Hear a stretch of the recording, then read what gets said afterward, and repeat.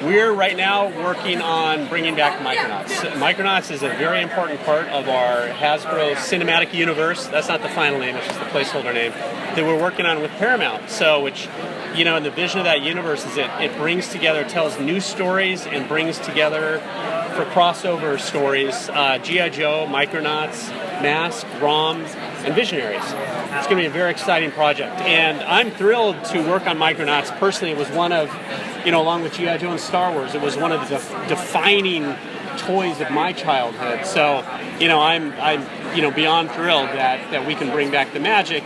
And as a fan who grew up with it and a fan of the brand and the potential of the brand, you know, I want to make sure that we're true to those roots. You know, there may be some changes. You have to do that to modernize the storytelling. But the goal of Micronauts is to bring it back. What people loved about it, to have that be deeply, you know, reflected in the new storytelling we're doing. But it's a very important brand for Hasbro for our new connected universe.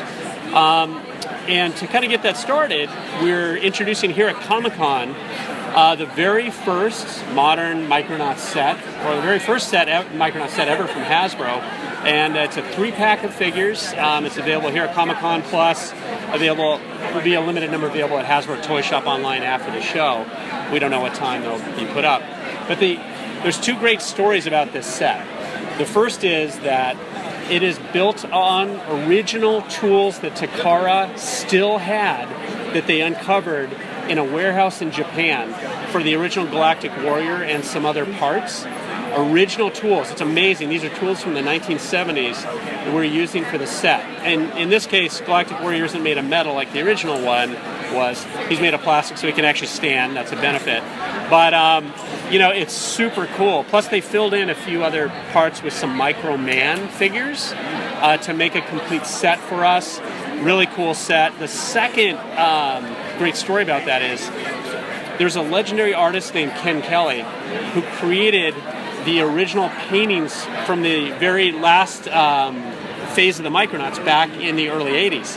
He created the paintings for Reptos and Membros and some of these great things. And we contacted him. He's still around, and we kind of brought him back out of retirement. He did 3 paintings for us.